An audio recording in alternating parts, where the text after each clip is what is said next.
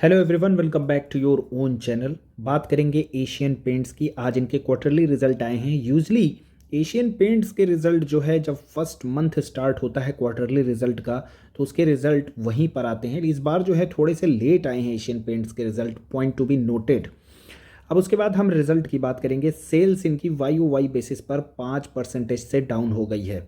पिछले 1-2 साल की अगर हम बात करें तो इनके प्रॉफिट डाउन हुआ करते थे, लेकिन इस बार स्थिति और गंभीर हो चुकी है। इनके सेल्स ही 5% से डाउन हो चुके हैं। तो सेल्स का नंबर पढ़ने के बाद आप ये मत एक्सपेक्ट करिएगा कि प्रॉफिट में ग्रोथ होगी। उसके बाद अब आ जाते हैं एबिटा पे। तो यहाँ पे आप देखेंगे एबिट जो है वो 28% से डाउन है। नेट प्रॉफिट जो है 32% से डाउन है। ये जो प्रॉफिट का डाटा है ये एक्सेप्शनल आइटम को एक हटाने के बाद का डाटा है। अगर इसमें एक्सेप्शनल आइटम भी ऐड कर दिया जाए तो कंपनी का प्रॉफिट जो है वो 42% से डाउन हुआ है और ईपीएस भी 42% से ही डाउन हुआ है। कंपनी का जो प्रेस रिलीज आया है उसमें भी इन्होंने यही बात बोली है। जो एक्सक्लूडिंग एक्सेप्शनल आइटम है, इनका पैड वो 30% से डाउन है। बाकी चीज़ें भी डाउन हैं। उसके बाद यहाँ पे इनका ये कहना है कि ये जो डिक्लाइन देखा गया है रेवेन्यू में, this is because of the weaker consumer sentiment. और वो ऐसा क्यों हुआ? Because of the rain and floods in the quarter. अब इसको थोड़ा सा हम डिकोड कर लेते हैं। देखिए, रेन और जो फ्लड है वो सिर्फ एशियन पेंट्स के लिए तो नहीं हुआ है। मार्केट में और भी कंपनियां हैं, तो एक बार हम उनका रिजल्ट भी देख लेते हैं, तो वहाँ पे सच्चाई जो है खुद ब खुद बाहर आ जाएगी। अब एशियन पेंट से एक छोटी सी कंपनी है बर्जर पेंट। उसका अगर आप सेल्स देखेंगे तो कंपनी ने सेल्स को मेंटेन कर लिया किसी तरीके से मतलब वाई ओ वाई बेसिस पर ग्रोथ देखेंगे कोई नहीं है, फ्लैट सा आपको यहाँ पे ग्रोथ देखने को मिलेगा। तो ये तो हाल है बर्जर पेंट का, जो उससे छोटी कंपनी है। अब इससे भी थोड़ी छोटी कंपनी का हम देख लेते हैं। तो उसने जो है सेल्स में 3% की ग्रोथ दिखाई है, एक्जो नोबेल। ठीक है। अब इससे भी एक छोटी सी कंपनी है, उसका हाल देख लेते हैं। वो है इंडिगो पेंट्स। तो उसने 7% की ग्रोथ दिखाई है। तो ऐसा तो नहीं है कि फ्लड यहाँ पे सिर्फ एशियन पेंट्स के लिए आया है। यहाँ पे फ्लड अगर आया है तो उसका इम्पैक्ट बर्जर पे भी वैसे ही पड़ेगा। उसका इम्पैक्ट जो है एक्जो नोबेल पे भी पड़ेगा, इंडिगो पेंट्स पे भी पड़ेगा, और जितनी भी कंपनियां हैं सब पर पड़ेगा।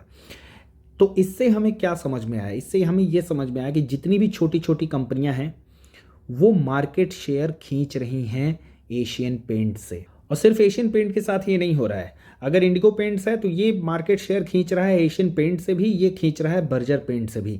एक्जो नोबेल जो है वो मार्केट शेयर खींच रहा है बर्जर पेंट से और एशियन पेंट से। तो कुल मिला के स्थिति यही है कि जो भी छोटी छोटी कंपनियां हैं वो बड़ी बड़ी कंपनियों से मार्केट शेयर धीरे धीरे खींच रही हैं। तो एक तो ये प्रॉब्लम है इस सेक्टर में, क्योंकि ये सेक्टर एक समय था, मतलब मैं दिखाना चाहूँगा आपको, एक चार्ट दिखाऊंगा। आप देखिए, ये एक चार्ट था, और थोड़ा पहले का देख लेते हैं। ये एशियन पेंट्स का चार्ट था जब कंपनी छोटी हुआ करती थी।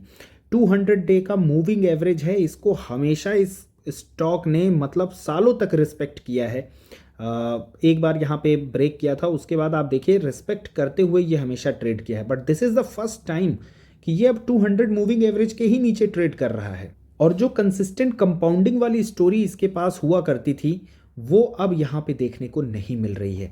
ऐसे ही इसका अगर आप पी देखेंगे, पी की यहाँ पे कभी भी डी रेटिंग एशियन पेंट्स में नहीं हुई, क्योंकि उस समय तक इसके बिजनेस में मोट हुआ करता था जब एशियन पेंट्स और बर्जर पेंट्स दो ही कंपनियां मार्केट में रूल किया करती थी। आज आप जाइए पेंट के स्टोर पे, मैंने खुद ये चीज़ ऑब्जर्व किया है। मेरा छोटा सा टाउन है, वहाँ जुबलिएंट के भी आपको पेंट्स देखने को मिल जाएंगे। बिरला ओपस तो आ ही चुका है, ठीक है, वो बिरला का है। एशियन, मतलब एक समय था जब एशियन पेंट्स और बर्जर पेंट दो ही दिखा करते थे, लेकिन अब बहुत सारी कंपनियां आ चुकी हैं। और आप देखिए पी की डी रेटिंग जो है कभी नहीं हुई, हमेशा पी रेट हुआ है। इनफैक्ट कोविड के बाद तो ये 100 के ऊपर भी चला गया था, और उसके बाद आप देखिए बहुत ही गजब की इसमें डी रेटिंग हुई है वैल्यूएशन की। एक जगह मैं और यहाँ पे पॉइंट दिखाना चाहूँगा। आप देखिए सेल्स ग्रोथ हमेशा से एशियन पेंट्स ने जो है तो 12 से 15% की दिखाई है।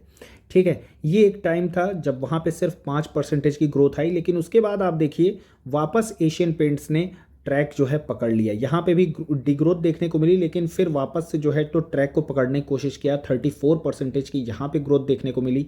लेकिन अभी देखिए यहाँ पे 3% की ग्रोथ है, और अभी भी जो टीटीएम है वो नीचे चल रहा है। पिछले साल के कंपैरिजन में। अभी 2 क्वार्टर बचे हुए हैं, अगर इन्होंने वाई ओ वाई बेसिस पे डिक्लाइन या फिर फ्लैट से रिजल्ट दिए तो ये सेल्स जो है फर्स्ट टाइम एशियन पेंट्स की शायद 2% या 1% से नेगेटिव में हो जाएगी। इसके अलावा एक और पॉइंट मैं यहाँ पे दिखाना चाहूँगा, revenue was affected by the price cut. ये बहुत कम होता था।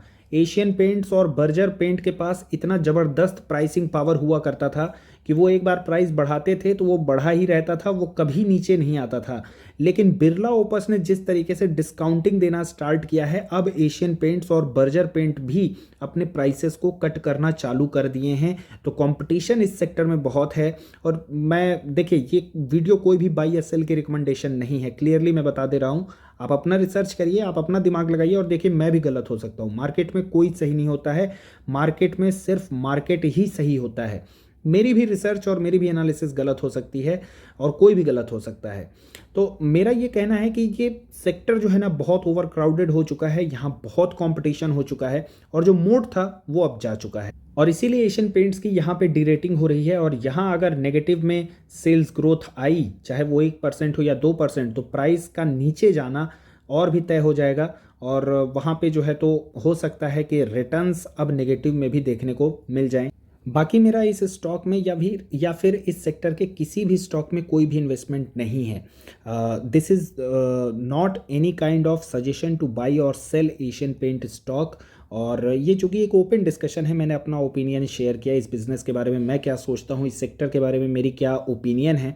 और मैं चाहता हूँ कि अगर कुछ पॉइंट मुझसे मिस हो गए हों या फिर मैंने शेयर करना रह गया हो या फिर आपके पास कोई डिफरेंट ओपिनियन है विद डाटा, तो डेफिनेटली आप चाहें तो उसको कमेंट सेक्शन में शेयर कर सकते हैं। I would love to learn from all of you. I hope video का कंटेंट आपको अच्छा लगा हो। अगर अच्छा लगा हो then do not forget to like and subscribe our channel. Thanks for watching the video.